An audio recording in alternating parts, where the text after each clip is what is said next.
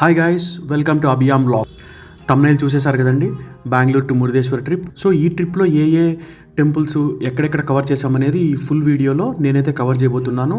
So వీడియోకి వెళ్ళే ముందు please like, share and subscribe to Abhiyam blogs. బేసిక్గా మురుదేశ్వరకు డైరెక్ట్గా వెళ్ళాలి అంటే బస్ ఆర్ ట్రైన్ వెళ్ళొచ్చు. ఒకవేళ ఫ్లైట్లో వెళ్ళాలి అంటే నియరెస్ట్ ఎయిర్పోర్ట్ మ్యాంగ్లూర్ ఎయిర్పోర్ట్.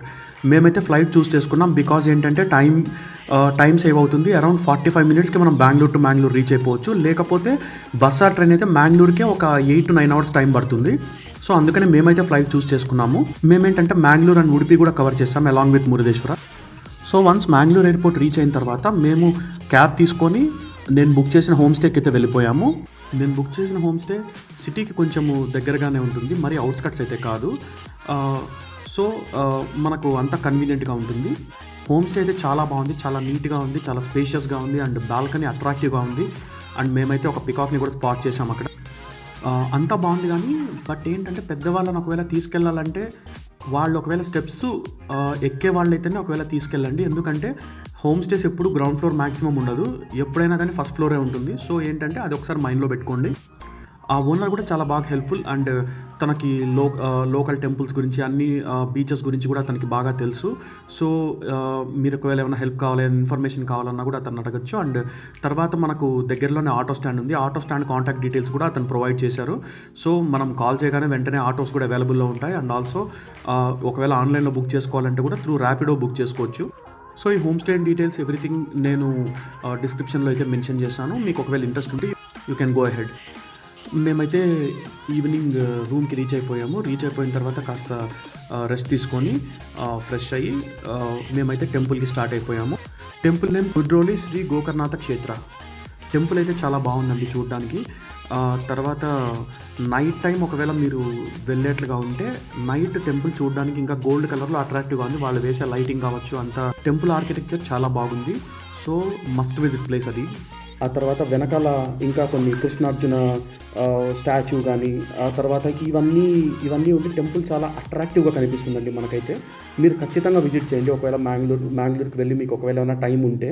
ఇంతకుముందు నేను చెప్పినట్లు ఇక్కడ మనం చూసినట్టయితే ఉపాలయాలు ఉన్నాయి అండ్ ఇక్కడ చిన్న కోనేరు లాగా ఉంది, శివుని స్టాచ్యూ కూడా ఉంటుందండి ఇక్కడ. కృష్ణార్జున రథము, తర్వాత చిన్న చిన్న ఆలయాలు ఇవన్నీ మీరు సందర్శించవచ్చు. ఇక్కడ మనకేంటంటే సాయిబాబా ఆలయం కావచ్చు, అమ్మవారి ఆలయము, ఇలా ఇవన్నీ ఉన్నాయండి. మీరు చూసినట్లయితే చూడండి, వీడియోలో కూడా కొన్ని ఇమేజెస్ అయితే నేను తీయడం జరిగింది. టెంపుల్ వైబ్ అయితే అల్టిమేట్ అండి, నిజంగా అస్సలు మిస్ అవ్వకూడదనే చెప్తాను నేనైతే. సో తర్వాత ఇది మనకు సిటీ దగ్గరలోనే ఉంటుందండి, సిటీ నియరెస్టే ఇది. సో ఆటో కానీ అవి అవైలబుల్లో ఉంటాయి, వాళ్ళు మీటర్ని బట్టి ఛార్జ్ చేస్తారు మనకు. సో ఈ టెంపుల్ని రీచ్ అవ్వడం అయితే చాలా ఈజీ. చూడండి కలశం కూడా చాలా బాగుంది చూడడానికి అట్రాక్టివ్గా, అందుకే ఫోటో తీసాము. తర్వాత ఇంకా కృష్ణార్జున రథము చాలా బాగా డిజైన్ చేశారు. అండ్ తర్వాత శివుని స్టాచ్యూ కూడా అసలు అండ్ బయట నుంచి ఎంట్రన్స్ అండి ఇది. సో ఈ టెంపుల్ తర్వాత నైట్ అయితే మేము రెస్ట్ తీసుకొని ఇంకా మార్నింగ్ మంగళాదేవి టెంపుల్కి అయితే రీచ్ అయ్యామండి. Mangaladevi one of the famous temple in Mangalore, అసలు అమ్మవారు అండి మంగళాదేవి అంటే. సో ఇక్కడికి వెళ్ళి భక్తులు వాళ్ళ కోరికలన్నీ తీర్చుకుంటారండి, వాళ్ళ నమ్మకం నెరవేరుతాయని చెప్పి. టెంపుల్ కూడా కొత్తదైతే కాదండి, పాత టెంపుల్ ఇది కూడా. లోపల వైబ్ అయితే మనకు అర్థమైపోతుంది. అండ్ తర్వాత మొబైల్స్ అవన్నీ నాట్ అలౌడ్. మీరు వెంటనే ఇంకా కదిరి శ్రీ మంజునాథ టెంపుల్కి అయితే మేము వచ్చేసామండి. మీరు మంజునాథ టెంపుల్ అంటే మీరు మంజునాథ మూవీలో ఆ మంజునాథ టెంపుల్ అనుకున్నారు, అది కాదండి. అది ధర్మస్థల మంజునాథ. ఇది కదిరి శ్రీ మంజునాథ టెంపుల్, ఇది వేరు. బట్ ఇది కూడా చాలా ఫేమస్ అండి ఇక్కడ. మొదటిగా వినాయకుడిని దర్శించుకొని ఆ తర్వాత అయితే మేము ఉపాలయాల్ని దర్శించుకొని మంజునాథ స్వామి దర్శనం అయితే మేము చేసుకున్నాం సక్సెస్ఫుల్గా. గుడి చాలా పెద్దది, చాలా బాగుంది అండ్ బాగా మెయింటైన్ చేశారండి. తప్పకుండా చూడండి, ఈ టెంపుల్ కూడా మస్ట్ విజిట్ ప్లేస్ అండి. మాకు శివుని దర్శనం అవ్వగానే వెంటనే మేమైతే ఉడిపికి స్టార్ట్ అయిపోయామండి బస్సులో. మ్యాంగ్లూర్లో మనము బస్ స్టాండ్కి రీచ్ అయిపోయామంటే ఉడిపి బస్ అనేది మనం క్యాచ్ చేయొచ్చు.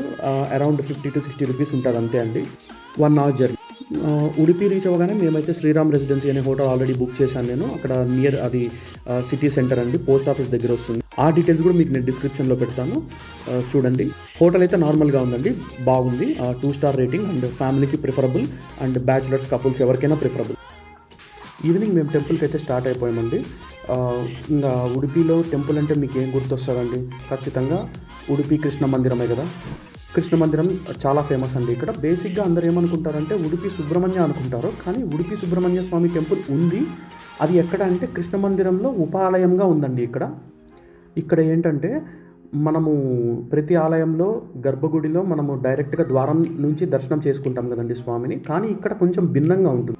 ఇక్కడ మనం స్వామిని ఎలా దర్శించుకుంటామంటే ఒక కిటికీ నుంచి దర్శించుకుంటామండి. ఈ కిటికీకి నవరంధ్రాలు ఉంటాయి. ఆ నవరంధ్రాల నుంచి మనము స్వామిని దర్శించుకుంటాం. నవరంధ్రాలు నవగ్రహాలుగా ఇక్కడ రిప్రజెంట్ చేస్తాయండి. ఆ నవగ్రహాల నుంచి మనం స్వామిని చూస్తున్నట్టుగా ఇక్కడ వారి నమ్మకం.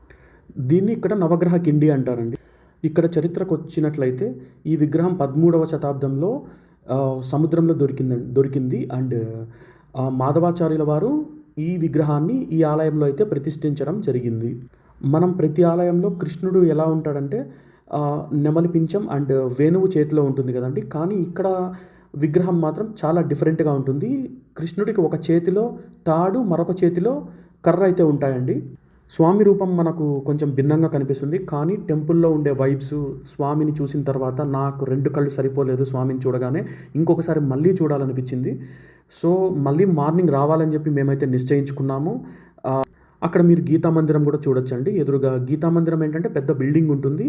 అక్కడ గీతా పారాయణం అనేది జరుగుతుందండి. ఒకవేళ మీరు ఉడిపికి వచ్చినట్లయితే కృష్ణ మందిరం అయితే ఎవరు మిస్ అవ్వకండి, ఖచ్చితంగా చూడవలసిన ప్రదేశం. బేసిక్గా ఇక్కడ ఏంటంటే ఉడిపి బీచ్ చాలా ఫేమస్, మాల్పే బీచ్.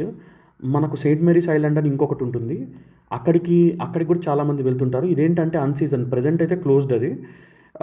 సో మీరు టైమింగ్ని బట్టి ఒకసారి ఎంక్వైరీ చేసుకోండి, ఏ సీజన్లో ఎప్పుడు ఓపెన్ ఉంటుంది ఏంటనేది. ఈ రైనీ సీజన్లో అయితే వాళ్ళు ఓపెన్ చేయరు, బికాస్ వర్షపాతం ఎక్కువ ఉండడం వల్ల అక్కడ మనకు ట్రావెల్ అయితే క్లోజ్ చేసేస్తారు. అండ్ మ్యాంగ్లూర్లో కూడా మేము బీచెస్ అవి వెళ్ళలేదు, ఎందుకంటే టైం మాకు సరిపోలేదు కాబట్టి మేము వెళ్ళలేదు. కానీ మ్యాంగ్లూర్ బీచెస్ అక్కడ ఏంటంటే చాలా క్లీన్గా ఉంటాయి బీచెస్. 4 years బ్యాక్ నేనైతే ఎక్స్పీరియన్స్ చేశాను మ్యాంగ్లూర్ బీచ్. సో బీచెస్ అయితే మిస్ అవ్వకండి. బట్ మేమైతే పెద్దవాళ్ళతో వచ్చాము అండ్ మాకు టైం కూడా సరిగ్గా లేదు అండ్ అన్సీజన్ అందులోను. సో మాకు సెట్ అవ్వలేదు, అందుకే మేము టెంపుల్స్ అన్ని చూసుకొని మేము రిటర్న్ అయితే బెంగళూరు వచ్చేసాము. అండ్ ఇదండి ఉడిపి గురించి. అండ్ ఉడిపి తర్వాత మేమైతే ఇమ్మీడియట్గా మురుదేశ్వర స్టార్ట్ అయిపోయాము. ఉడిపి నుంచి మురుదేశ్వర 2 hours డిస్టెన్స్ పడుతుంది. మేమైతే సేమ్ ఉడిపి బస్ స్టాండ్కి వెళ్ళి గవర్నమెంట్ బస్ అయితే మేము ప్రిఫర్ చేసాము. గవర్నమెంట్ బస్లో వెళ్ళిపోయాము మేము అక్కడ నుంచి. 2 hours టైం పడుతుంది. అండ్ మాకు టికెట్ అయితే 160 per head పడిందండి.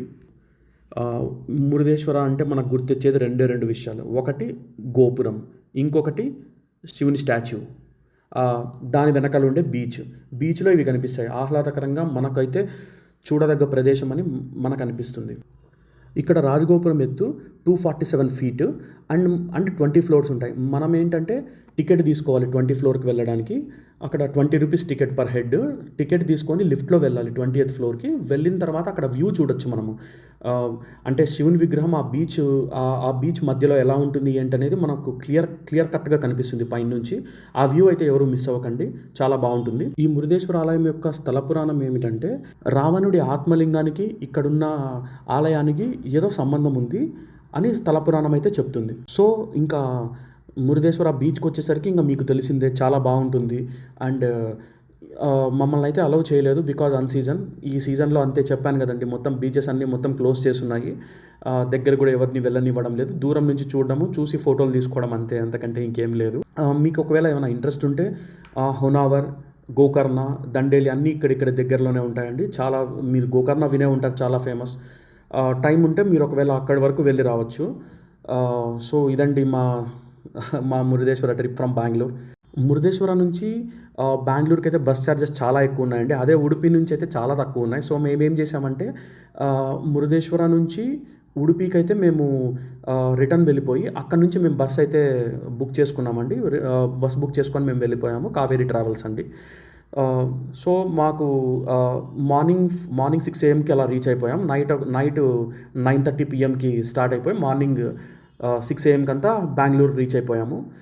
So that's all our trip అండి. మా ట్రిప్ అయితే ఇంతటితో ఎండ్ అయిపోయింది. Thanks for watching.